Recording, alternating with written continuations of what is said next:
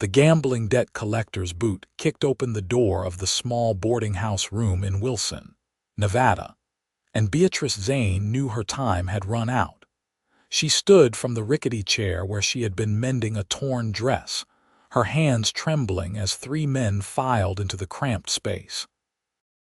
The year was 1876, and Wilson was a dusty mining town where fortunes were made and lost daily, where men killed over card games and women disappeared without anyone asking questions. Beatrice had watched her father gamble away everything they owned before dying of cholera 6 months ago, leaving her with debts she could never hope to repay on a seamstress's meager wages. "Miss Zane," the lead man said, his voice like gravel scraping against wood. "Mr. Dalton sent us to collect. You are 3 months behind on your father's debt. That is $600 you owe." "I have been paying what I can," Beatrice said, forcing her voice to remain steady. "I gave your employer $20 just last week." "At that rate, you will be paying for the next 10 years, the man replied. "Mr. Dalton's patience has run out. You have 2 choices. You can come work at his saloon, or we take you to the county jail for theft." Beatrice felt her stomach drop. She knew what working at Dalton's saloon meant. The women there were not just serving drinks, and once a woman went down that path in a town like Wilson, there was no coming back from it. But jail was hardly better. Women who went to jail often came out broken if they came out at all. "I need time to think," she whispered. "You have until tonight," the man said. "Midnight. If you are not at the Golden Horse by then, we will come for you and you will not like how that goes." They left, and Beatrice collapsed onto the bed, her whole body shaking. She had no family, no friends with that kind of money, no way out. She had known this day was coming, but knowing did not make it any easier to face. She spent the afternoon walking the streets of Wilson, her mind racing through impossible scenarios. The town was built on the side of a hill, with the mine works visible in the distance, their wooden structures stark against the Nevada sky. Wagons rolled past carrying ore, and men shouted to each other about claims and veins of silver. It was a hard town, a masculine town, where women were either wives, prostitutes, or invisible. As the sun began its descent, painting the desert in shades of orange and red, Beatrice found herself in front of the Wilson General Store. She had no money to buy anything, but sometimes the owner's wife, Mrs. Chen, would let her sit in the shade and rest. The Chinese family had faced their own share of prejudice in Wilson, but they had built a successful business through hard work and determination. Beatrice was sitting on the bench outside when she heard the commotion down the street.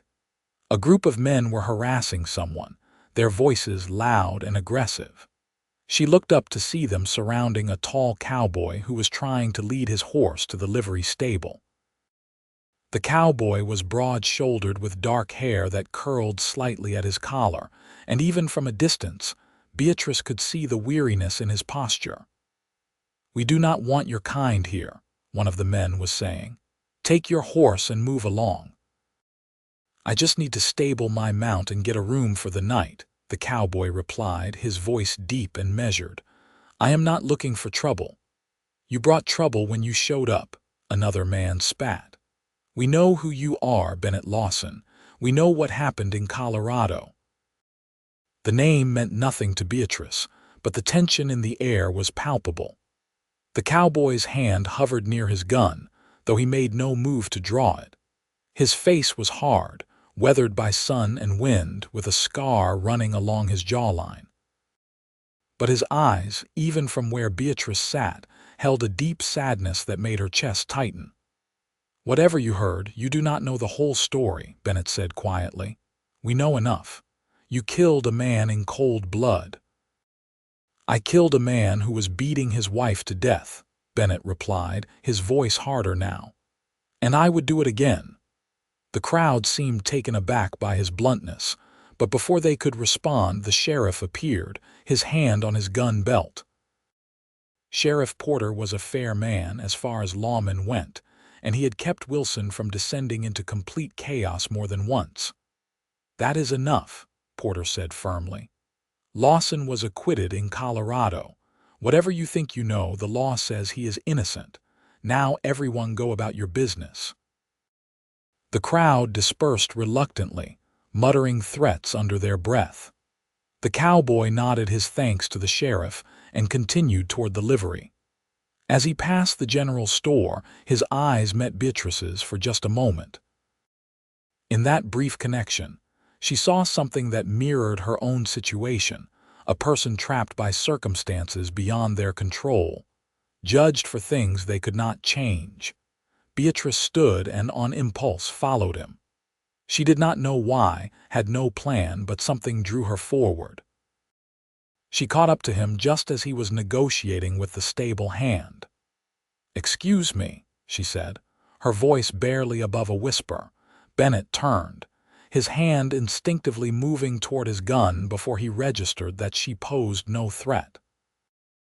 Up close, he was even more imposing, easily 6 feet tall with a muscular build earned from years of hard labor.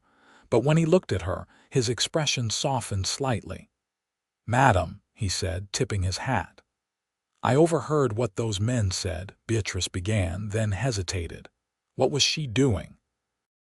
This man was a stranger, potentially dangerous, but something in his eyes made her continue. "I am sorry they treated you that way." Bennett studied her for a long moment, and Beatrice felt heat rise to her cheeks under his scrutiny.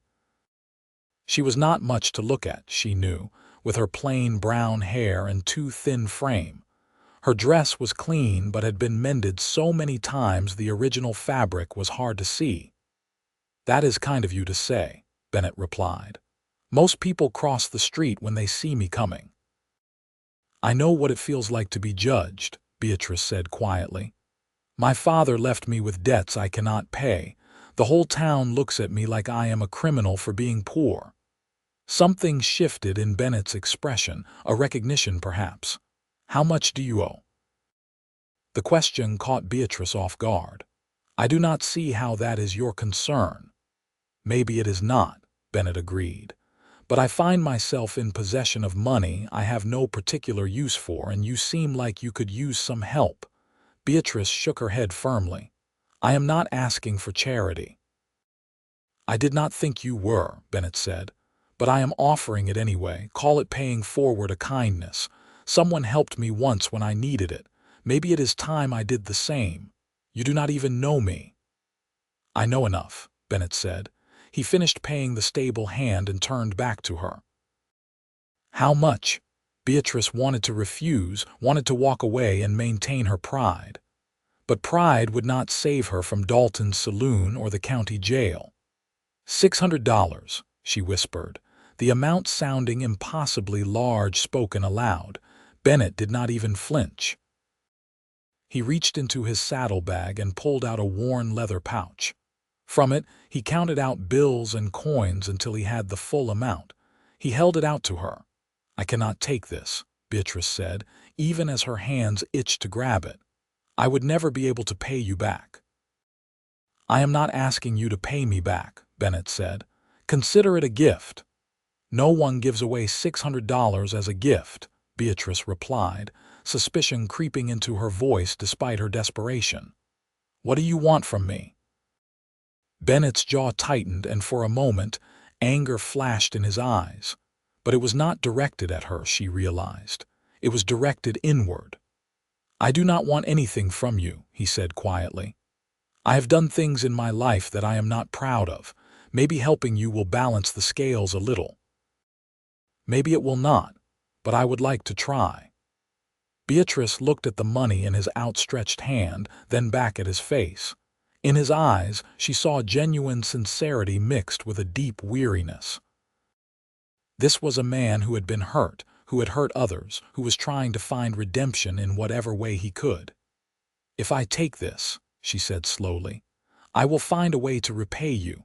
I do not know how or when, but I will." If it makes you feel better to believe that, then believe it, Bennett said. But I am not keeping track. Beatrice reached out with trembling hands and took the money. It felt heavier than it should, weighted with obligation and unexpected kindness. "Thank you," she whispered, her eyes filling with tears. "You just saved my life." "Then maybe my life is worth something after all," Bennett replied so quietly she almost did not hear him. He turned to leave, and Beatrice realized she could not let him just walk away. "Wait," she called. "At least let me buy you dinner. It is the least I can do." Bennett hesitated, clearly torn. "You should use that money to pay your debts." "I will," Beatrice assured him, "but Mr. Dalton will still be there in 2 hours. Right now, I would like to share a meal with the man who just gave me back my freedom." A small, sad smile touched Bennett's lips. "I have not shared a meal with someone who wanted my company in a very long time. I would like that." They walked to a small restaurant on the edge of town, run by a widow named Mrs. Patterson who served simple but hearty food. The sun was setting now, casting long shadows across the dusty street. As they walked, Beatrice found herself acutely aware of Bennett's presence beside her, the way he positioned himself slightly between her and the street, the way his eyes constantly scanned their surroundings.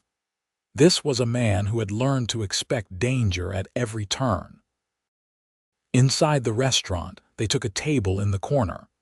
Mrs. Patterson raised an eyebrow at the sight of Beatrice with a man but said nothing, simply took their order for beef stew and cornbread.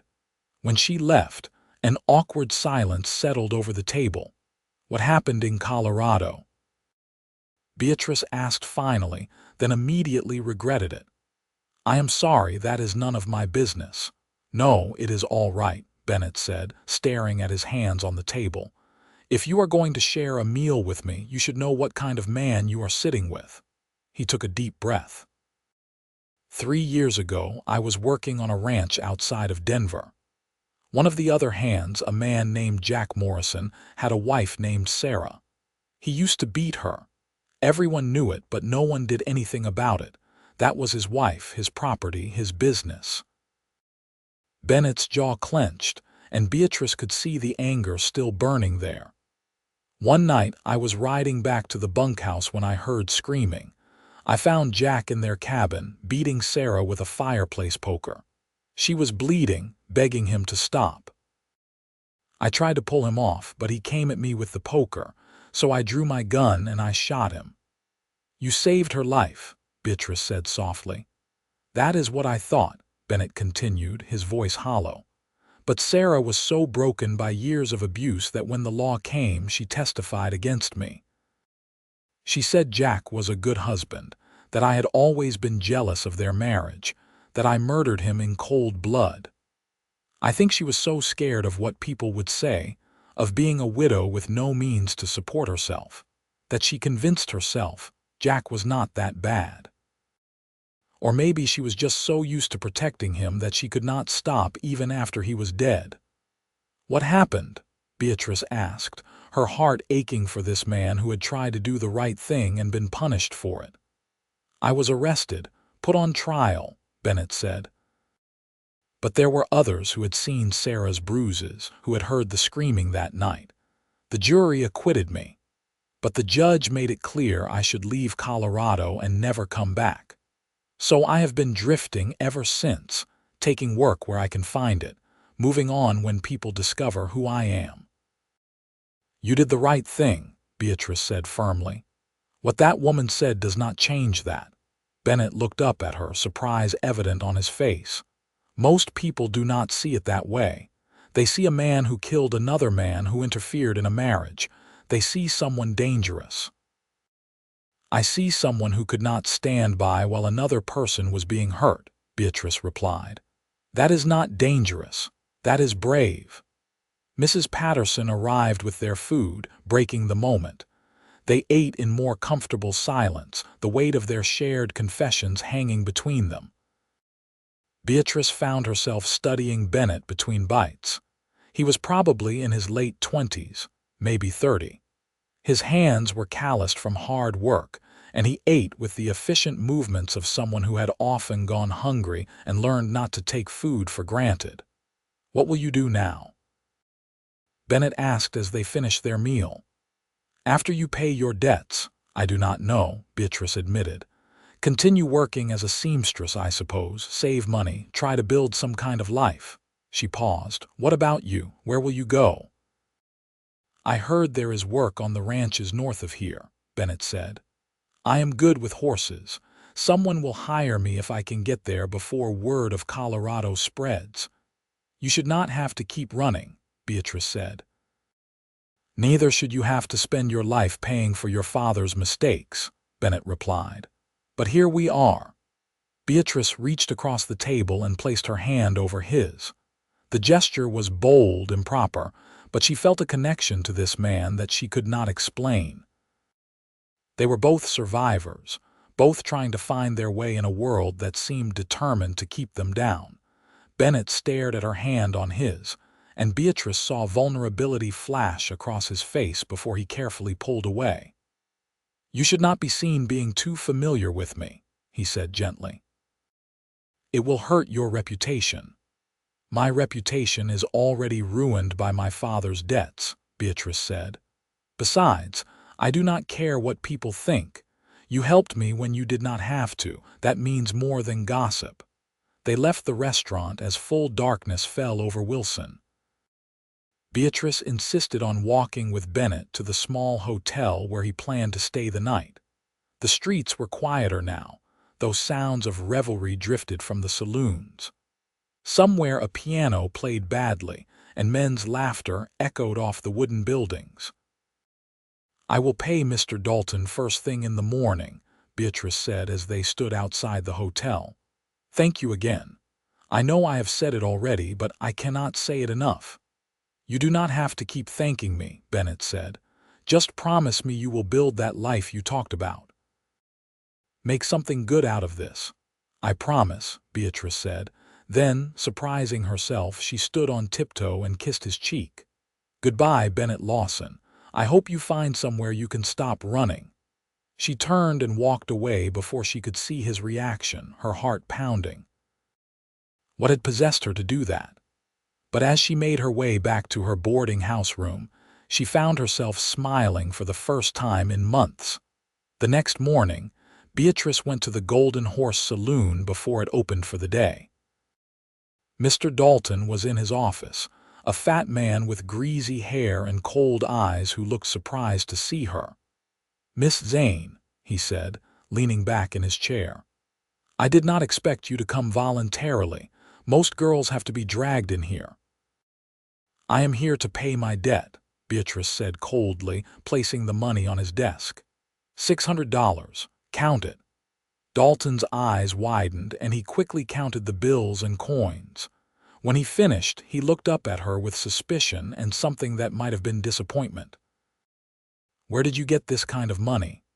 "That is none of your concern," Beatrice replied. "The debt is paid. I want a receipt stating that I owe you nothing." Dalton scowled but wrote out the receipt. As Beatrice took it, he said, "You know, if you ever need work, my offer still stands. A pretty thing like you could make good money here." "I would rather die," Beatrice said flatly and walked out. She felt lighter than she had in months, like a physical weight had been lifted from her shoulders. She was free. She owed nothing to anyone except a debt of gratitude to a cowboy she would probably never see again. But fate had other plans. 3 days later, Beatrice was working in the small room behind the general store, where she did her sewing when Mrs. Cheng came to find her. "There is a man asking for you," the older woman said, her expression curious. Beatrice looked up from the dress she was hemming. "Who is it?" "That cowboy, the one who had trouble the other day." Beatrice's heart skipped a beat. She set down her sewing with careful precision and followed Mrs. Chen to the front of the store. Bennett was standing near the counter, his hat in his hands, looking uncomfortable among the shelves of dry goods and fabric. "Miss Zane," he said when he saw her. "I hope I am not disturbing you." "Not at all," Beatrice replied, acutely aware of Mrs. Chen watching them with interest. "What can I do for you?" Bennett shifted his weight from foot to foot. "I was wondering if you would walk with me. I have something I would like to discuss with you." Curiosity and something else, something she did not want to name, fluttered in Beatrice's chest. She nodded and followed him outside. They walked in silence until they reached the edge of town, where the desert stretched out endlessly under the Nevada sun. "I thought you were heading north," Beatrice said finally. "I was planning to," Bennett admitted. "I got as far as the edge of town before I turned around." "Why?" Bennett stopped walking and turned to face her. In the bright sunlight, she could see the fine lines around his eyes, the way his jaw was set with determination that barely masked uncertainty. "Because I have not been able to stop thinking about you," he said bluntly. "Because for the first time in 3 years, I shared a meal with someone who looked at me like I was a human being and not a monster. Because when you said I was brave, I almost believed it." Beatrice's breath caught in her throat. "Bennett, let me finish," he said. "I know I have no right to ask anything of you. I know my reputation will only bring you trouble. But I have spent 3 years running and I am tired. I am tired of being alone, tired of expecting the worst from everyone I meet, tired of thinking that one moment of violence defines the rest of my life." He took a step closer, and Beatrice could see the raw vulnerability in his eyes. "You said I gave you your freedom back. But talking to you, being treated like a person worth knowing, that gave me something I thought I had lost. It gave me hope that maybe I could have a normal life again, that maybe I could let someone care about me without fear." "What are you asking?" Beatrice whispered. "I am asking if I can stay in Wilson," Bennett said. "I am asking if I can see you again, get to know you properly. I am not asking for promises or commitments. I just want a chance to see if this thing I feel, this connection, is real or just two lonely people grasping at straws."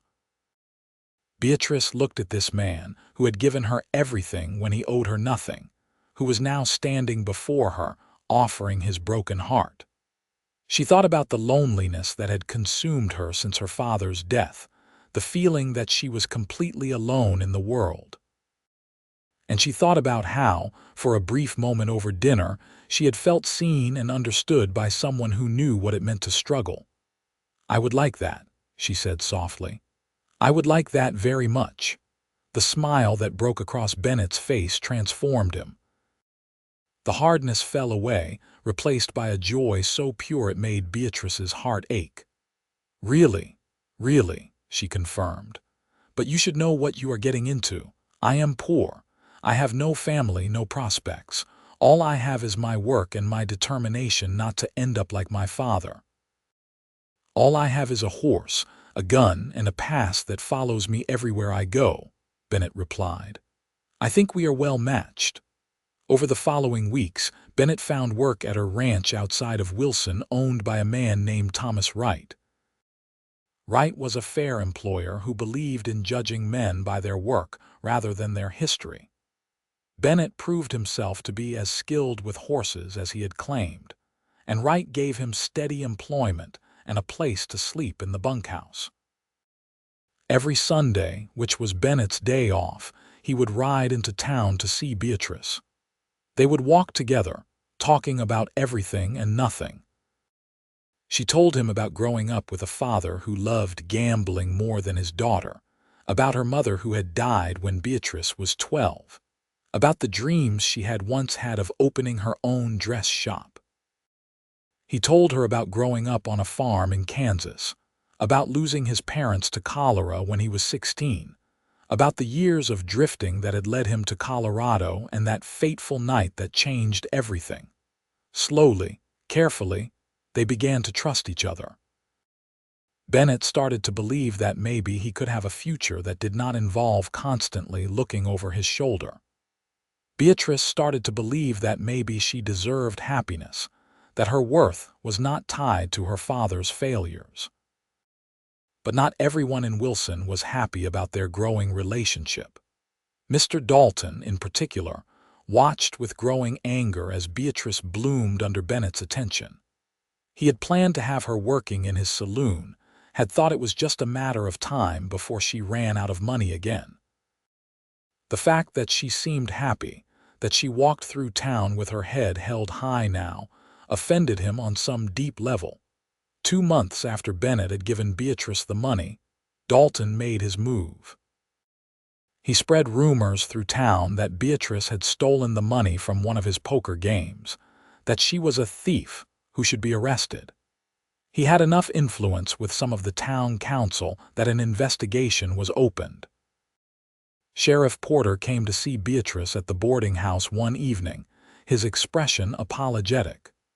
"Miss Zane, I need to ask you some questions about where you got the money to pay off your father's debts." Beatrice felt fear clutch at her heart, but she forced herself to remain calm. "A friend gave it to me." "What friend?" Bennett Lawson. Porter's expression shifted to concern. "The cowboy who works at the Wright Ranch. Miss Zane, that man is dangerous. If he is holding something over you, he is not," Beatrice interrupted firmly. "He gave me the money as a gift with no expectation of repayment or anything else. He saved me from a terrible situation." "Can he verify this?" "Of course. He has been open about it from the beginning."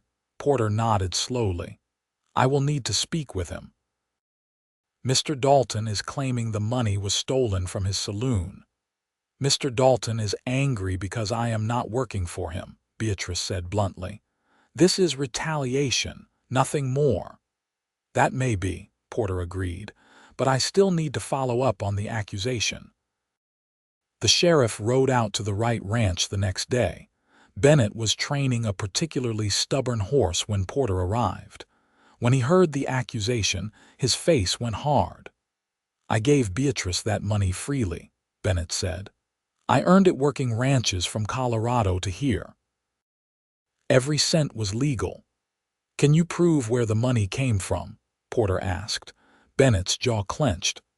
"I have been paid in cash for 3 years.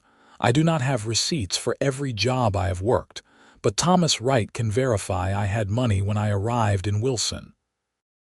I paid him for room and board up front." Wright, who had come out to see what the commotion was about, nodded. "That is true, Sheriff. Bennett has been nothing but honest in his dealings with me. If he says he gave Miss Zane the money freely, I believe him." Porter looked between the two men, then nodded. "That is good enough for me. I will tell Dalton there is no case." He paused, then added, "But Bennett, you should know that being connected to you is not doing Miss Zane any favors. People remember Colorado. They are saying she is keeping company with a killer."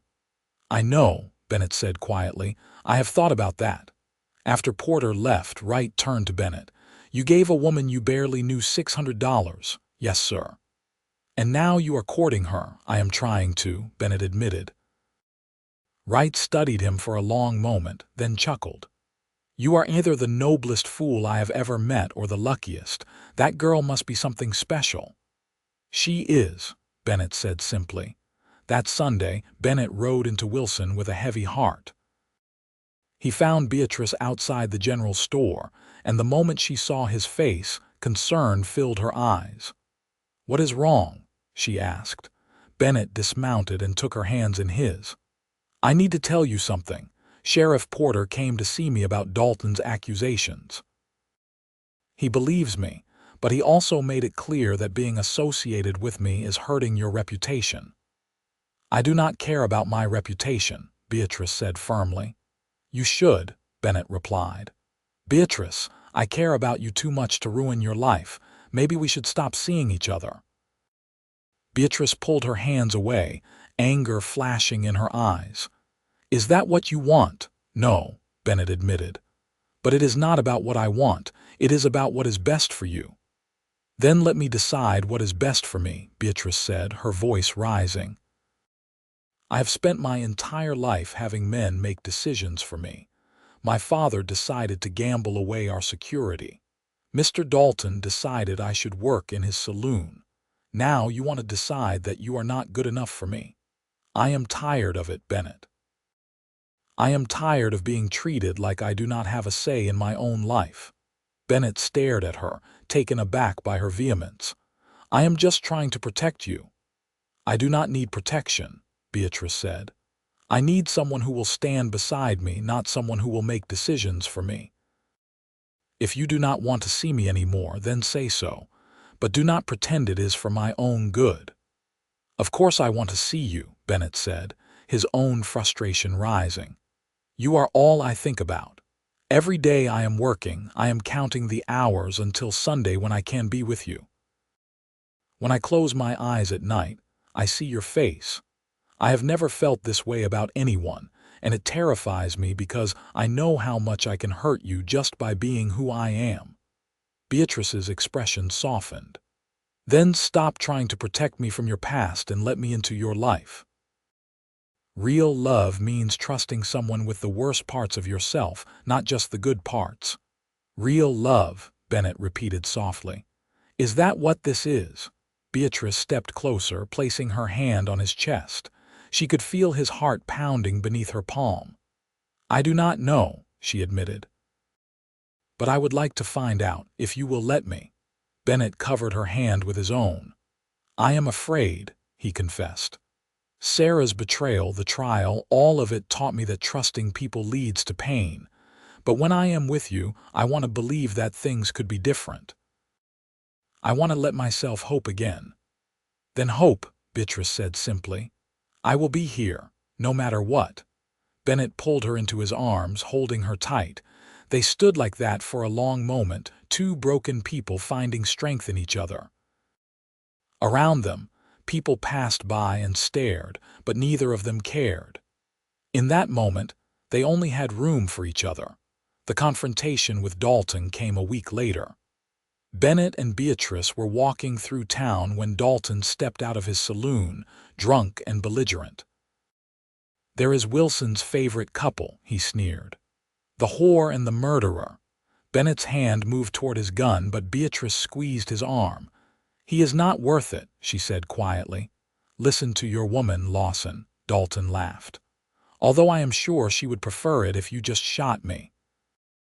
Then she would not have to worry about me telling everyone how she really paid off her debt. I paid you with honest money, Beatrice said coldly. You know that. Do I? Dalton stepped closer, and Bennett moved between him and Beatrice. Or maybe you paid me another way and Lawson is just providing cover. Maybe you are working for me after all, just in private. Bennett's fist connected with Dalton's jaw before the man could say another word. Dalton went down hard, blood spurting from his split lip. Men began pouring out of the saloon, and Bennett positioned himself to protect Beatrice. You saw him, one of Dalton's men said. He assaulted Mr. Dalton without provocation. He insulted Miss Zane, Bennett replied, his voice deadly calm. Any man who speaks about her that way will answer to me. Sheriff Porter arrived before the situation could escalate further. He looked at Dalton on the ground, then at Bennett's bleeding knuckles, then at Beatrice's pale face. What happened here? Porter asked wearily. Mr. Dalton made false and disgusting accusations about Miss Zane, Bennett said. I defended her honor. He attacked me, Dalton slurred, struggling to his feet. Arrest him. Porter looked at the gathered crowd. Did anyone hear what Dalton said before Lawson hit him? Several people nodded. One of them, a respectable merchant's wife, spoke up. He implied that Miss Zane was a prostitute. It was horrible and completely uncalled for. Porter turned to Dalton. Then I would say you got what you deserved. If you push charges, I will make sure everyone in Wilson knows exactly what you said. Your saloon might find business dropping off when people realize you slander decent women. Dalton glared at all of them but said nothing. He stumbled back into his saloon and the crowd dispersed. Porter turned to Bennett. You need to control your temper, he said quietly. Next time someone might get killed. Next time maybe I will let them, Bennett replied, then immediately looked regretful. I am sorry, Sheriff, but I cannot stand by while someone insults Beatrice. I understand, Porter said, but understanding does not change the law. Be careful, Lawson. There are people in this town looking for any excuse to run you out. Do not give them one. That night, Bennett and Beatrice sat on the edge of town, watching the stars emerge in the vast Nevada sky. The air was cooling rapidly as it did in the desert, and Beatrice shivered. Bennett took off his jacket and draped it around her shoulders. You did not have to hit him, Beatrice said, though her tone was more concerned than chiding. Yes, I did, Bennett replied. I know violence is not the answer, but I could not let him say those things about you. I am worried about you, Beatrice admitted. People are already suspicious of you because of Colorado. If you keep getting into fights, they will have an excuse to run you out of town. Or worse. I know, Bennett said. But Beatrice, I have to be able to defend you. I have to be able to stand up for what is right. If I just let men like Dalton say whatever they want, what kind of man does that make me? It makes you smart, Beatrice said. It makes you someone who picks his battles. Bennett was quiet for a moment, then said, When I was on trial in Colorado, I had to sit there and listen to people say terrible things about me.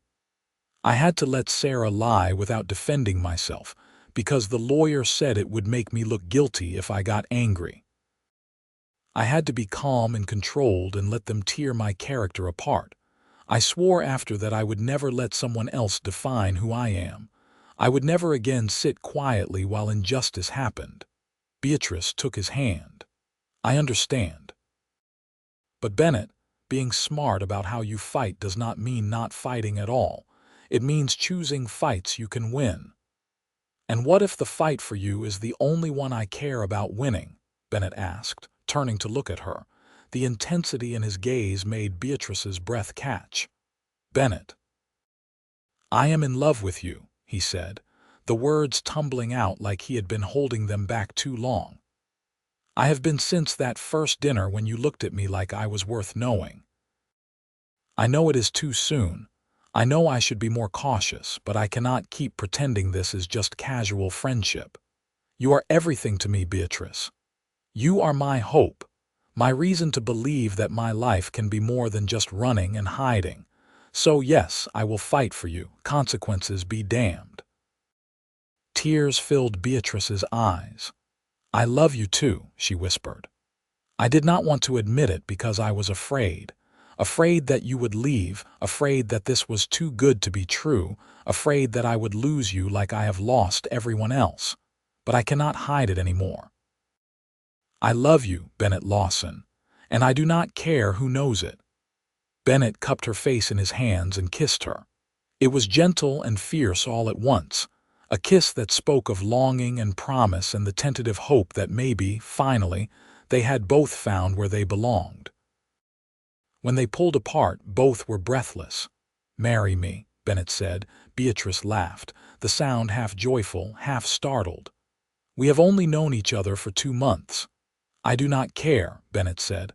I have spent 3 years being cautious and it has gotten me nothing but loneliness. I know what I feel for you is real. I know I want to spend every day for the rest of my life making you happy. Marry me, Beatrice. Let me give you the life you deserve. Beatrice looked into his eyes and saw her own hope reflected back at her. She thought about how lonely she had been before Bennett came into her life, how hopeless everything had seemed. She thought about how he had given her freedom when he had every reason to keep his money and protect himself. She thought about how, despite everything he had been through, he still believed in doing what was right. Yes, she said. Yes, I will marry you. They were married 3 weeks later in a small ceremony at the church in Wilson. Thomas Wright stood as Bennett's witness and Mrs. Chen stood for Beatrice. Sheriff Porter attended, as did several other townspeople who had come to respect Beatrice's quiet dignity and Bennett's hard work.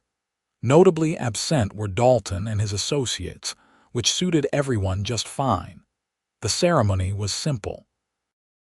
Beatrice wore a dress she had made herself, pale blue with white lace at the collar. Bennett wore his best shirt and pants, his hair slicked back and his boots polished. When the minister asked if they took each other, their voices rang out clear and certain. "I do." After the ceremony, Wright surprised them by offering them the use of a small cabin on his ranch. "It is not much," he said, "but it is yours for as long as you work for me. Consider it a wedding present." The cabin was indeed small, just 2 rooms, but to Beatrice, it felt like a palace. For the first time in her life, she had a home that was truly hers, a place where she belonged. Bennett carried her over the threshold, both of them laughing, and set her down gently. "Welcome home, Mrs. Lawson," he said. Beatrice looked around the simple cabin with its rough furniture and single window, then back at her husband. "It is perfect," she said. "Absolutely perfect." That night, as they lay together in their small bed, Bennett traced patterns on Beatrice's arm. "Are you happy?" he asked quietly. "Happier than I have ever been," Beatrice replied truthfully. "You? Terrified," Bennett admitted. "But yes, happy. I keep waiting for something to go wrong, for someone to take this away from me." Beatrice rolled over to face him. "Nothing is going to take this away. We are building this life together, and we are going to fight for it, together." Bennett kissed her forehead. "Together," he agreed. The first year of their marriage was not easy. Bennett worked long hours on the ranch, often coming home exhausted. Beatrice continued her sewing work, building up a small but steady clientele among the ranch wives. Money was tight, but they were happy. The trouble started again when a man rode into Wilson claiming to have known Bennett in Colorado. His name was Marcus Stone, and he had been friends with Jack Morrison, the man Bennett had killed. Stone started spreading stories around town, embellishing what had happened that night. In his version, Bennett had been obsessed with Sarah Morrison and had killed Jack in a jealous rage. He claimed Bennett was dangerous, unpredictable, and should not be allowed near decent women. The rumors began to affect Bennett's work. Some of the other ranch hands started avoiding him. Thomas Wright called Bennett into his office one morning, his expression troubled. "I need to know the truth," Wright said. "Did you kill Jack Morrison because of his wife?" Bennett met his employer's gaze steadily. "I killed Jack Morrison because he was beating his wife to death with a fireplace poker. I would do the same thing today if I came upon that scene again." Wright studied him for a long moment, then nodded. "That is good enough for me. I know character when I see it, and you have it. But Bennett, I want you to know that Marcus Stone has been talking to some of the other ranchers.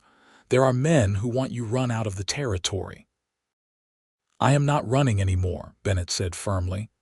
"I have a wife, a home, a life here. I am not letting them take that from me." "Then you need to confront this head on," Wright advised. "Go into town, face Stone publicly, and tell your side of the story. Let people judge for themselves." Bennett rode into Wilson that afternoon with Beatrice beside him. She had insisted on coming, saying that whatever he faced, they would face together.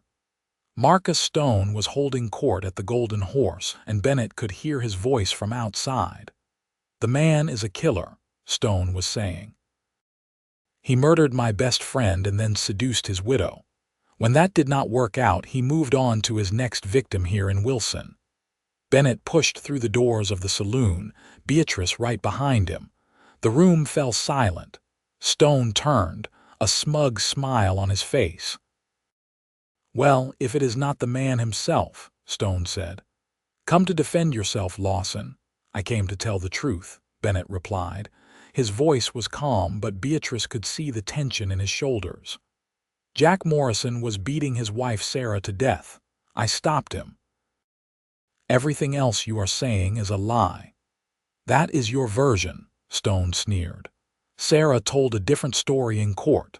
"Sarah was a terrified woman who had been abused for years," Bennett said. She said what she thought she had to say to survive, but ask yourself why the jury acquitted me.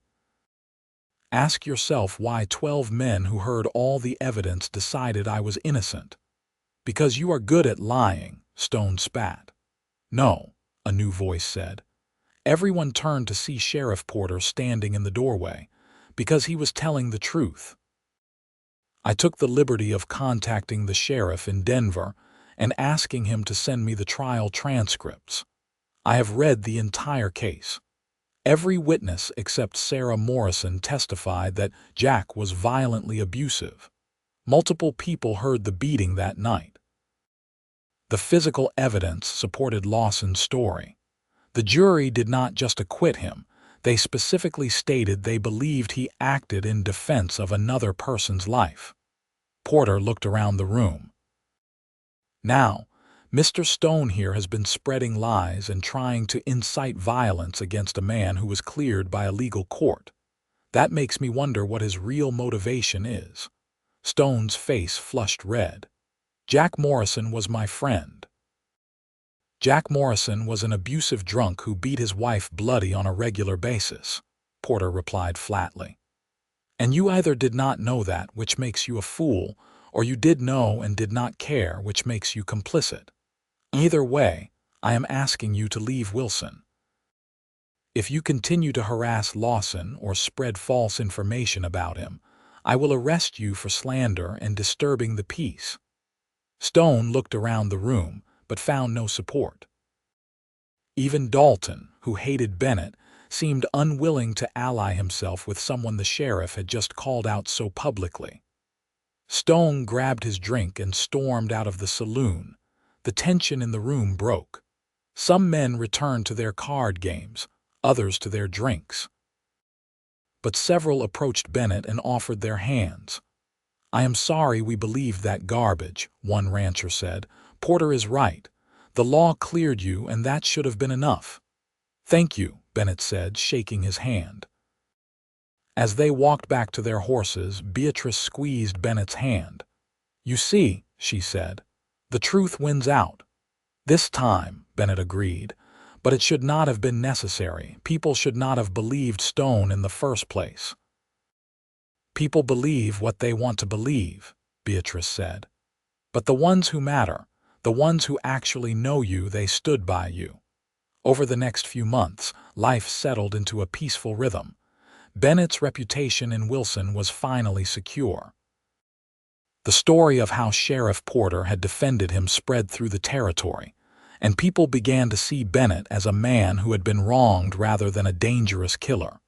Beatrice's sewing business grew as more women sought out her services. She was skilled with a needle, and her prices were fair. Some of her clients became friends, women who invited her to quilting bays and church socials. For the first time in her life, Beatrice felt like she was part of a community. In the spring of 1877, Beatrice discovered she was pregnant. She told Bennett one evening after dinner, nervous about how he would react. They had never discussed children, and money was still tight. Bennett stared at her for a long moment, then broke into the biggest smile she had ever seen on his face. Really? He asked. We are going to have a baby. Yes, Beatrice confirmed, her own smile growing. In about 6 months, Bennett picked her up and spun her around, both of them laughing. When he set her down, he placed his hand gently on her still flat stomach. A baby, he said wonderingly. Our baby. Are you happy? Beatrice asked. Happy does not begin to cover it, Bennett replied. Beatrice, when I gave you that money 2 years ago, I never imagined my life could turn out like this. I thought I would always be alone, always running. But now I have you, and soon we will have a child. I have a home, a job, a future. You gave me all of that. You gave me freedom, Beatrice replied. And in return, I gave you the freedom to love without fear. We gave each other everything we needed. The pregnancy was not easy. Beatrice was sick for the first few months, and as she grew larger, the summer heat became oppressive. But Bennett was attentive, coming home each night to help with whatever she needed. He insisted she stop taking sewing jobs in her last trimester, determined that she should rest. Thomas Wright was generous about giving Bennett time off for doctor visits and to help around the cabin. "Family comes first," Wright said simply. "Always." In October, as the desert began to cool from the brutal summer heat, Beatrice went into labor. Bennett rode frantically to fetch the midwife, a capable woman named Hannah who had delivered half the babies in Wilson. The labor was long and difficult. Bennett paced outside the cabin, tormented by Beatrice's cries of pain. Thomas Wright sat with him, offering quiet support and whiskey that Bennett refused.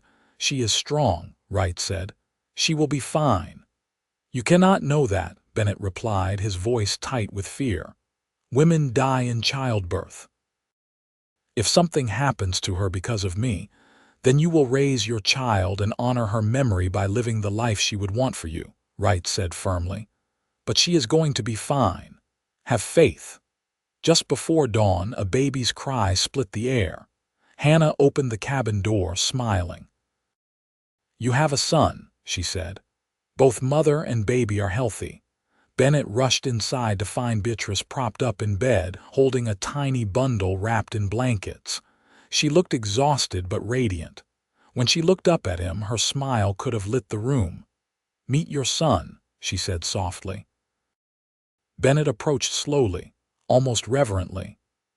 The baby was tiny, with a shock of dark hair and a red, scrunched face. When Bennett gently touched his son's hand, the tiny fingers wrapped around his calloused finger, and Bennett felt something break open in his chest. "He is perfect," Bennett whispered, his voice choked with emotion. "You are perfect. Thank you, Beatrice. Thank you for this gift." They named him William after Beatrice's mother's father, the only member of her family who had ever shown her kindness. William grew quickly, a healthy boy with his father's dark hair and his mother's gray eyes. Bennett proved to be a devoted father, often staying up late to walk William when he was fussy, changing diapers without complaint, singing lullabies in his rough, off-key voice. "You are good at this," Beatrice said one night, watching Bennett rock William to sleep. "I did not think I would be," Bennett admitted quietly. "I was so afraid I would be a bad father that I would not know how to love him properly." "Why would you think that?" Beatrice asked.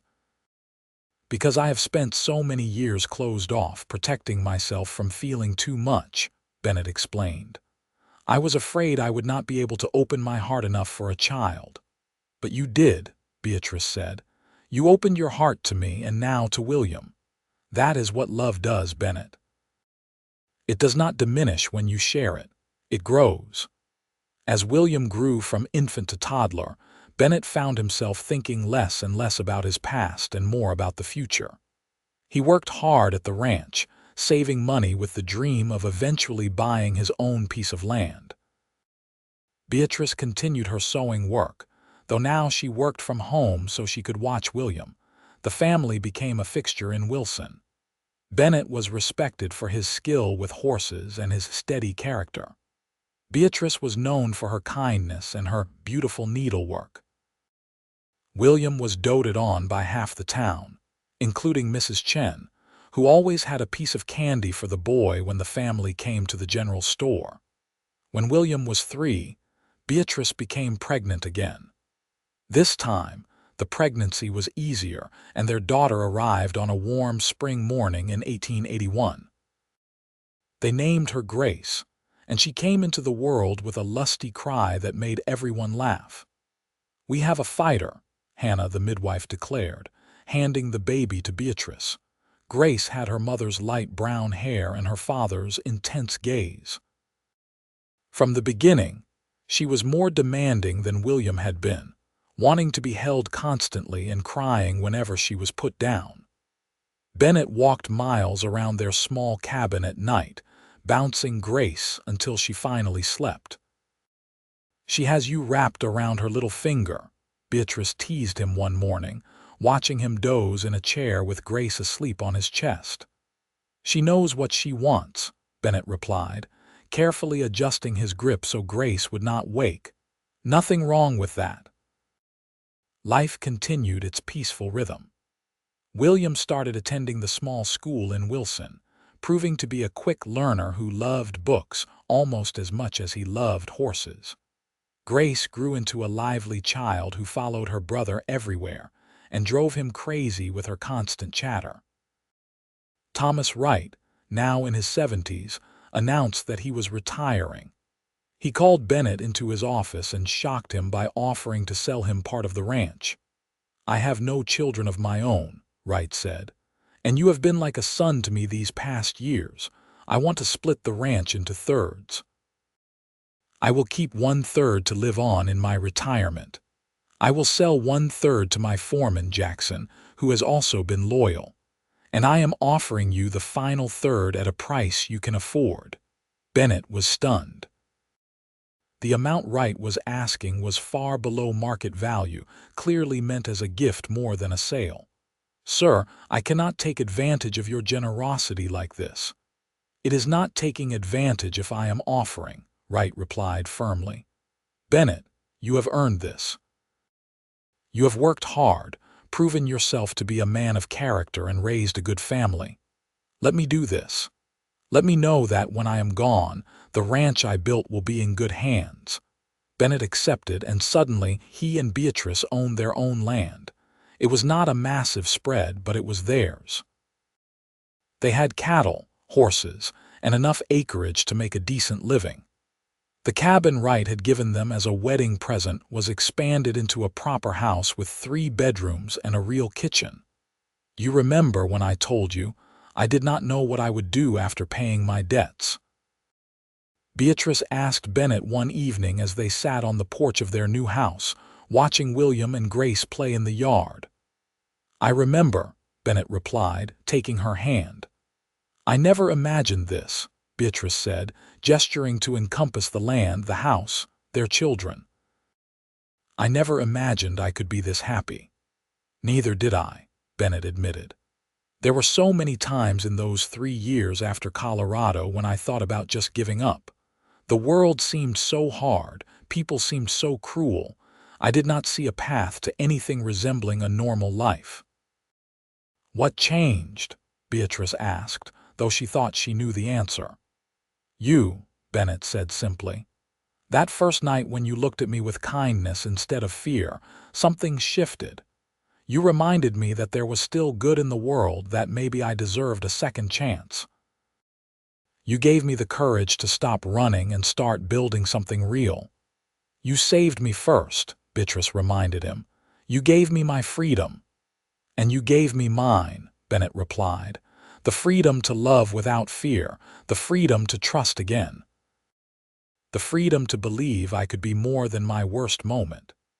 They sat in comfortable silence, watching the sun set over their land. William was showing Grace how to skip stones in the small creek that ran through their property. Grace's stones kept plopping directly into the water, but she shrieked with laughter each time, and William patiently demonstrated again and again. "They are good children," Beatrice said softly. "They have a good mother," Bennett replied. "You know, sometimes I think about how close we both came to completely different lives.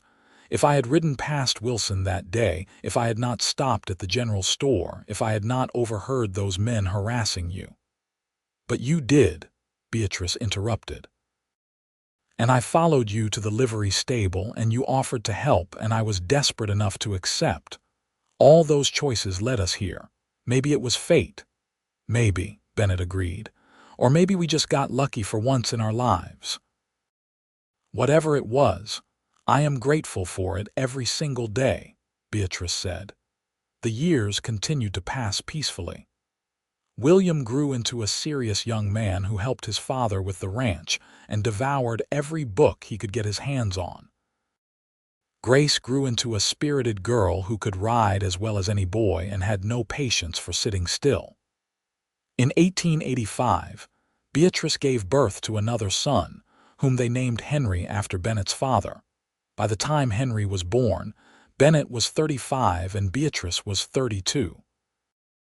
They had been married for 9 years, and the love between them had only deepened with time. They knew each other's moods, finished each other's sentences, and worked together with the easy rhythm of long partnership. Wilson had grown significantly over the years. The silver mine had expanded, bringing more people to the town. The railroad had come through in 1883, connecting Wilson to the larger world. With growth came change, but also opportunity. Beatrice's sewing skills were now in high demand, and she had trained 2 young women as apprentices. The ranch prospered as Bennett's reputation for training horses spread throughout Nevada. Marcus Stone had disappeared shortly after Sheriff Porter confronted him, and was later reported to have died in a bar fight in California. Mr. Dalton's Golden Horse Saloon had burned down in 1883, and Dalton had left town owing money to half the merchants in Wilson. Sheriff Porter had retired but still lived in Wilson, stopping by the ranch occasionally to share a meal and watch the children play. Thomas Wright had passed away peacefully in his sleep in 1884, leaving his remaining land to be split between local charities and a small bequest to ensure his grave was maintained. Bennett and Beatrice had mourned him deeply, knowing he had been instrumental in giving them the chance at the life they now enjoyed. One evening in the fall of 1889, Bennett and Beatrice celebrated their 13th wedding anniversary. The children were asleep, and they sat by the fire in their comfortable living room enjoying the rare quiet. 13 years, Beatrice mused. It seems like both forever and no time at all. I know what you mean, Bennett replied. Sometimes I still wake up and cannot believe this is my life. That I get to wake up next to you every morning, that I have 3 healthy children, that I own land and have a good name in this community. You earned all of it, Beatrice said firmly. Every bit of happiness we have you worked for and deserve. We worked for it, Bennett corrected. Beatrice, I could not have built this life without you. You believed in me when I could not believe in myself. You stood by me when the whole town was ready to run me out. You showed me what real courage looks like. Beatrice smiled and moved to sit beside him, tucking herself under his arm. We saved each other. That is what matters. You bought my freedom from debt, and I gave you the freedom to love without fear. Everything else grew from that. You think the children will understand someday? Bennett asked. How lucky we are, how easily things could have been different. I think they will understand that their parents love each other and love them, Beatrice replied. And really, is not that the most important thing? We are giving them the stable, loving home neither of us had growing up. We are showing them that good people can build good lives, even when they start with nothing. William is already showing signs of wanting more than ranch life, Bennett observed. He talks about maybe going to university someday, becoming a lawyer or a teacher. And we will support him in that, Beatrice said. Whatever our children want to be, we will help them achieve it. That is the gift we can give them, the freedom to choose their own paths. What about Grace? Bennett asked with a slight smile. Do you think she will ever settle down? Beatrice laughed. Our daughter is too much like both of us, stubborn and determined. She will carve out her own path, that is for certain. I just hope she finds someone who appreciates that fire in her. And Henry is still too young to know, Beatrice said. But whatever he wants, whatever any of them want, we will be here to support them. That is what family does. They sat in comfortable silence for a while, each lost in their own thoughts. Finally, Bennett spoke again. I want to tell you something I have never told anyone. Beatrice looked up at him, seeing something vulnerable in his expression. What is it? That night in Colorado when I killed Jack Morrison, there was a moment after I pulled the trigger where I thought about turning the gun on myself, Bennett admitted quietly. I knew what was coming, the trial, the judgment, the whispers. I was so tired of fighting, so tired of the world being hard and cruel. If it had not been for Sarah being there, needing help even though she was hurt and bleeding, I think I might have done it. Beatrice's grip on him tightened. Bennett. But then I had to help her, had to get her medical attention, had to deal with the law, Bennett continued. And by the time things had calmed down enough for me to think clearly, I had decided to keep fighting, to see if maybe things could get better. But there were so many days during those next 3 years when I regretted that decision, when I thought about just giving up. "Why are you telling me this now?" Beatrice asked gently. "Because I want you to know how much you saved me," Bennett said, his voice thick with emotion. "Not just from debt collectors or a bad reputation. You saved me from myself. You gave me a reason to keep living, to believe that life could be good. Every happy day we have had together is a day I might not have lived to see if not for you." Tears streamed down Beatrice's face. "You saved me too," she whispered. "Not just from Dalton's saloon. You saved me from a life of hopelessness and despair. Before you, I was just existing, just surviving.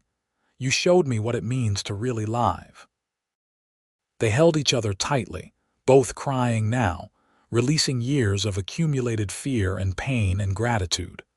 When they finally pulled apart, Bennett wiped Beatrice's tears with his thumbs. "I love you," he said, "more than I have words to express. You are my home, my heart, my reason for everything." "I love you too," Beatrice replied, "and I will keep loving you until my last breath and beyond." They made love that night with a tenderness and passion born of years of deep connection. Afterwards, as they lay tangled together, Beatrice traced the scar on Bennett's jaw. "Do you remember getting this?" she asked. "Bar fight when I was 22, Bennett replied. "Got between a drunk cowboy and a woman he was harassing. Seems that has always been my weakness, standing up for women in trouble." "It is not a weakness," Beatrice said firmly. "It is one of the things I love most about you. You cannot stand by when you see injustice. Even when it costs you, you do what is right." "It cost me everything in Colorado," Bennett said, "and brought you to me," Beatrice replied. "So maybe it was not a cost. Maybe it was an investment in our future." Bennett smiled and kissed her forehead. "When did you become such an optimist?" "When I married a man who taught me that hope is not foolish, it is necessary," Beatrice replied. The years continued to roll by with the steady rhythm of ranch life. William graduated from the Wilson School at the top of his class in 1891 and announced his intention to attend university in California. Bennett and Beatrice supported his decision, though it meant he would be far from home. "I will come back," William promised as he prepared to leave. "This will always be my home, but I want to see the world, learn new things. You two taught me that it is important to keep growing, keep learning." "Then go learn," Bennett said, embracing his son. "Make us proud, though you already have." Grace, at age 12, was increasingly involved in running the ranch. She had no interest in the traditional feminine pursuits that the other girls her age were learning. She wanted to work with the horses, ride the range, and help with the cattle. Bennett taught her everything he knew, delighting in her enthusiasm and natural talent. "People are going to talk," Beatrice warned him one evening, watching Grace return from a day of riding fences looking windswept and happy. "Let them talk," Bennett replied. "Our daughter has a gift with horses. I am not going to suppress that just because some people think girls should only cook and sew." "I am not arguing," Beatrice said with a smile. "I was just making sure you knew what you were getting us into." "I have faced down angry mobs and false accusations," Bennett said. "I think I can handle some gossip about my daughter wearing trousers and working cattle." Henry, the youngest, was a quiet child who loved to draw. He spent hours sketching the horses, the ranch, his siblings, and anyone else who would sit still long enough. Beatrice encouraged his artistic talent, even ordering him proper drawing supplies from San Francisco. "He is different from William and Grace," Bennett observed one day, watching Henry sit by the creek, carefully sketching the way the water flowed over the rocks. "Different does not mean less," Beatrice replied. "Henry sees the world in his own way.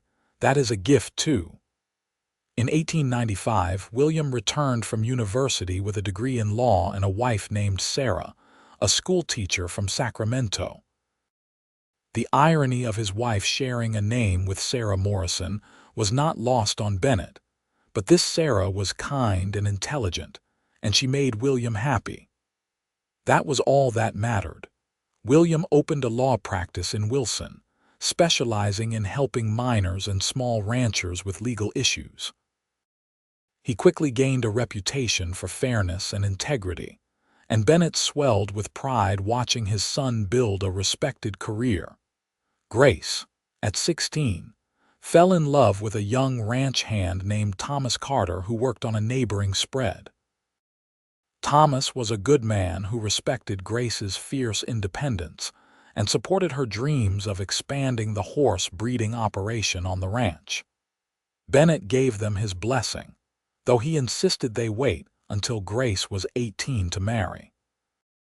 "She is so young," Beatrice fretted after Thomas had asked for Grace's hand. "She is the same age you were when you met me," Bennett reminded her gently. "And look how well that turned out." "That was different," Beatrice protested. "We had no choice. We were both desperate." "Maybe," Bennett said. "Or maybe we were two people who recognized something good when we saw it and had the courage to grab hold of it. Grace has that same courage. Trust her judgment." Grace and Thomas married in a simple ceremony in 1897. Instead of leaving the ranch, Thomas came to work for Bennett and Grace, helping to build up the horse breeding program. Within 2 years, they had produced several horses that sold for premium prices throughout Nevada and California. Henry, at 12, continued to develop his artistic talent. A traveling art dealer happened to see some of his work and offered to represent him, selling his sketches of Western life to galleries in San Francisco and New York. Henry's quiet, observant nature translated into artwork that captured the soul of the West in a way that resonated with people who had never seen it in person. As Bennett approached 50, he found himself reflecting more and more on the journey that had brought him to this point. He was now a respected rancher, the father of 3 successful children, married to the love of his life for over 20 years. The scared, angry man who had ridden into Wilson in 1876 seemed like a different person entirely. One day in the summer of 1900, Sheriff Porter, now in his 80s and frail, asked Bennett to visit him. Bennett found the old lawman in his small house, surrounded by mementos of his years keeping peace in Wilson. "I wanted to see you before I go," Porter said bluntly. "The doctor says I do not have much time left." "You have been a good friend," Bennett said, taking a seat beside the old man's bed. "I wanted to tell you something," Porter continued. "That day I stood up for you against Marcus Stone and showed everyone those trial transcripts. That was not just about justice. That was about guilt." "Guilt?" Bennett asked, confused. Porter nodded. "When I was younger, I was the law in a small town in Texas. There was a man there, a rancher, who beat his wife. Everyone knew it, but no one did anything. One day she tried to run, and he caught her and beat her so badly she died. I did nothing to stop it, even though I knew what he was. I arrested him for murder, but his family had money and influence. He served 2 years and walked free." The old man's eyes were wet. "I have carried that guilt my whole life. I should have done something, should have arrested him for assault before it got that far, should have stood up and said what he was doing was wrong. But I did not. I was afraid of losing my job, afraid of making powerful people angry. So I stayed quiet, and a woman died." Porter reached out and gripped Bennett's hand. When you came to Wilson, and I heard what you had done in Colorado, I saw a man who had the courage I lacked. You risked everything to save Sarah Morrison, even though it cost you dearly. You are a better man than I ever was, Bennett Lawson. I wanted you to know that. You gave me a chance when no one else would, Bennett replied, his voice choked. You defended me when the whole town was ready to believe the worst. You helped me build the life I have now. That takes courage, too. Maybe we gave each other what we needed, Porter said. You showed me it was not too late to stand up for what is right. And I gave you the chance to prove you were more than your worst moment. Sheriff Porter died peacefully 2 days later. At his funeral, Bennett spoke about the lawman's fairness and integrity, about how he had given a drifter cowboy a chance at redemption. The whole town turned out to honor the man who had kept Wilson safe for so many years. That evening, Bennett and Beatrice walked through their ranch, past the main house where William and Sarah now lived with their 2 children, past the cottage where Grace and Thomas were building their life, past the barn where Henry often set up his easel to capture the golden light of sunset. 24 years, Bennett said, looking out over the land they had built together. Since that day I rode into Wilson and saw you sitting outside the general store. The best 24 years of my life, Beatrice replied, taking his hand. She was in her late 40s now, her brown hair streaked with gray, lines around her eyes from years of smiling. To Bennett, she had never been more beautiful. You ever wonder what would have happened if I had ridden past Wilson that day? Bennett asked. If I had not stopped? No, Beatrice said firmly. Because I believe we were meant to find each other. Maybe it would have happened in Wilson, maybe somewhere else. But somehow we would have found each other. Some things are just meant to be. I used to think fate was just an excuse people used to avoid taking responsibility for their choices, Bennett said. But now I wonder. So many small decisions led me to you, choosing to ride through Nevada instead of going north to Oregon. Stopping in Wilson even though I was tired and could have pushed on, going to that livery stable at that exact moment. Every choice led me to where I needed to be. And every choice I made led me to you, Beatrice agreed. Following you to the stable, accepting your help, having the courage to let you into my life. We built this together, Bennett. This ranch, this family, this love. We took our broken pieces and made something whole. They stood in silence, watching the sun set over their land. In the distance, they could hear their grandchildren laughing, playing some game in the yard. The sound filled Bennett with contentment so profound it almost hurt. I need to tell you something, Beatrice said suddenly. Something I should have told you years ago. Bennett looked at her, concerned by her serious tone. What is it? That night before you gave me the money, before we ever really spoke, I was planning to leave Wilson, Beatrice admitted. I was going to run away, try to start over somewhere else with nothing but the clothes on my back. I did not see any other option. Why did you not? Bennett asked. Because I saw you, Beatrice said simply. I saw those men harassing you, saw the way you stood your ground even though you were outnumbered. I saw the loneliness in your eyes, the same loneliness I felt every day. And I thought, maybe I am not the only one who feels lost. Maybe I am not the only one who needs saving. So instead of running, I followed you. Best decision I ever made. Bennett pulled her close, burying his face in her hair. You saved me, he whispered. In every way a person can be saved. You gave me a home, a family, a purpose. You showed me that love does not have to come with fear, that opening your heart does not always end in pain. We saved each other, Beatrice corrected. That is what love is supposed to do. It is not one person rescuing the other. It is 2 people choosing, every single day, to hold each other up. They walked back to the house as twilight deepened into night. Inside, the house was warm and bright, filled with the sounds of family. William was helping his eldest daughter with her arithmetic while Sarah prepared coffee. Grace was sketching out plans for a new breeding program, Thomas looking over her shoulder and offering suggestions. Henry was showing his younger cousins how to draw horses, his patient voice explaining the importance of observing before putting pencil to paper. This was their legacy, Bennett realized. Not just the land or the money or the business success. Their real legacy was the love they had built together, the family they had raised, the example they had set of what two people could create when they had the courage to be vulnerable with each other. That night, as they lay in bed, Beatrice said, "Do you remember what you told me that first night, when you gave me the money?" "I said I wanted to balance the scales," Bennett replied. "To do something good after all the bad I had done." "Did it work?" Beatrice asked. "Do you feel like the scales are balanced?" Bennett thought about it for a long moment. "I feel like I stopped keeping score years ago. Whatever I did wrong in the past, whatever pain I caused or experienced, it does not define me anymore. I am not that scared, angry man who killed Jack Morrison.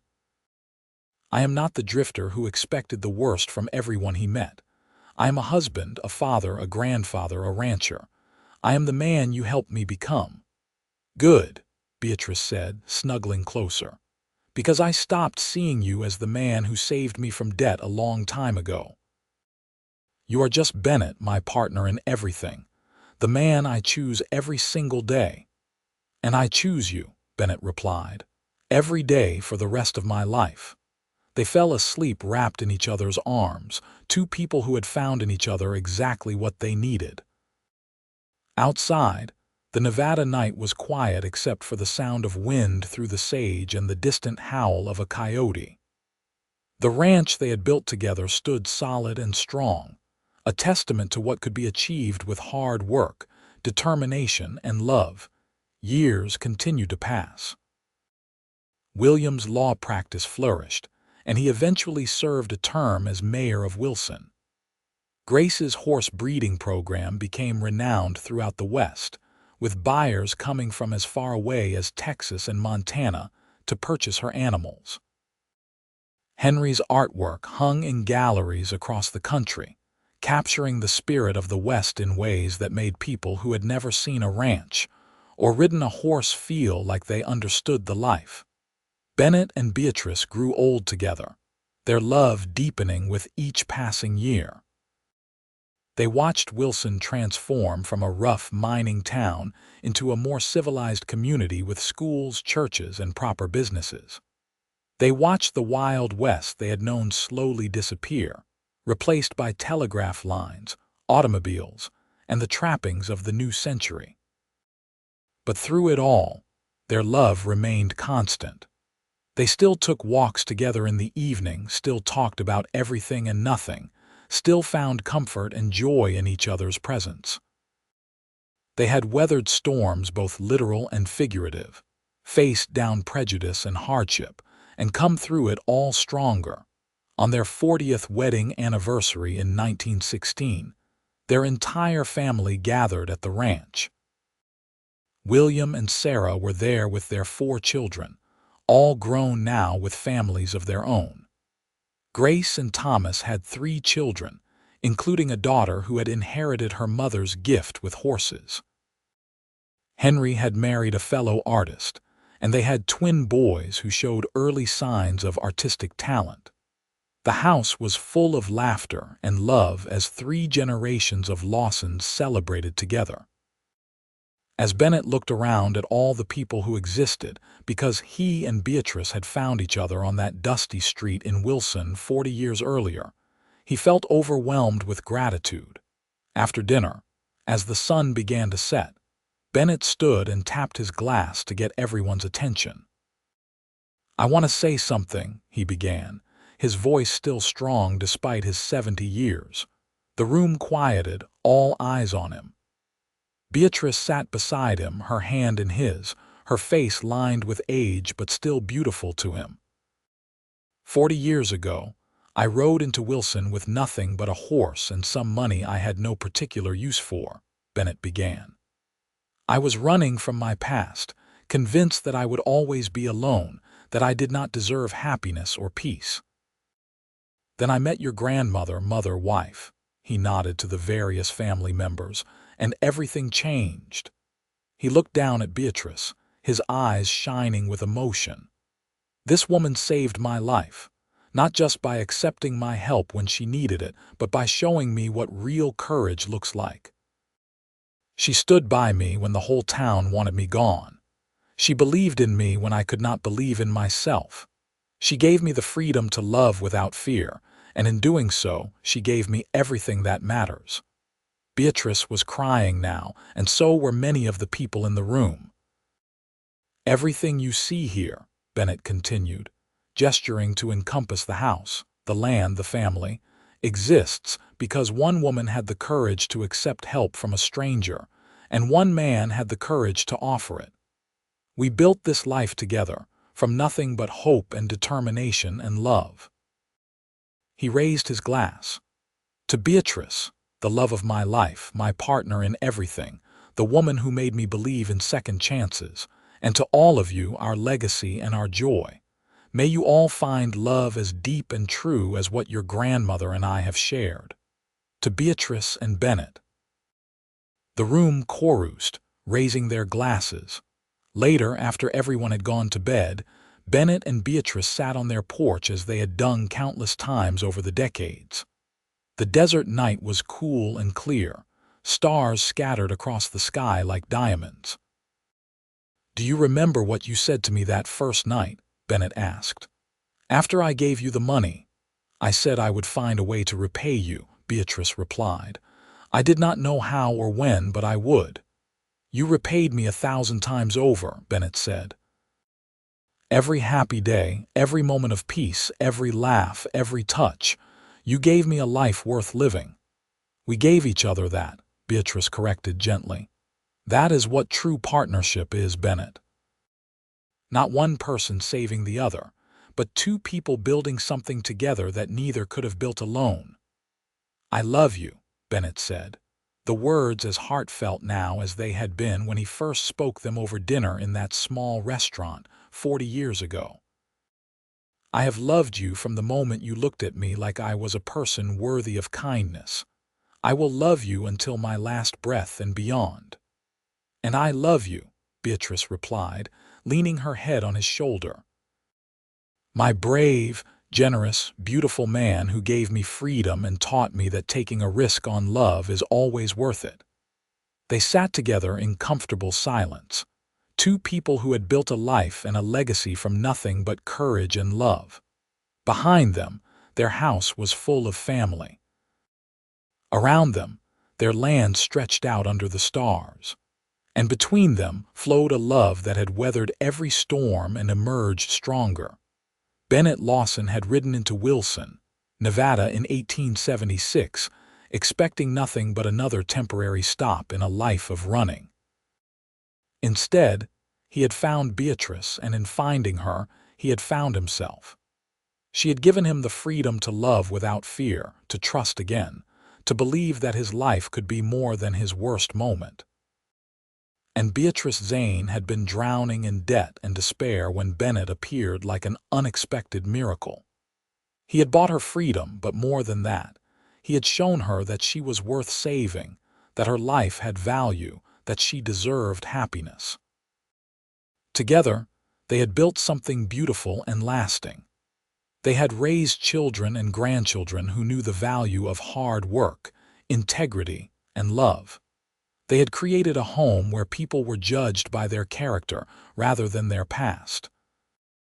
They had proven that second chances were real, that redemption was possible, that love could heal even the deepest wounds. As they sat together on their porch that night, hands intertwined, hearts beating in sync, they knew that their story was one of hope. It was a story that said no matter how dark your past, no matter how hopeless your situation, there was always the possibility of finding light. There was always the chance that someone would come into your life and change everything. Bennett had bought Beatrice's freedom from debt, and she had given him the freedom to love without fear. But what they had really given each other was something far more precious. The freedom to be fully, completely themselves, to be vulnerable and strong, flawed and beautiful, scared and brave, all at once. That was the true gift of their love, and it was a gift that would echo through the generations that came after them. A reminder that the most important thing any person could do was to love fully, completely, and without fear. And as the stars wheeled overhead and the desert wind whispered through the sage, Bennett and Beatrice Lawson sat together, their love as strong and true as it had been 40 years earlier, a testament to the power of courage, compassion, and the choice to open your heart even when you are afraid.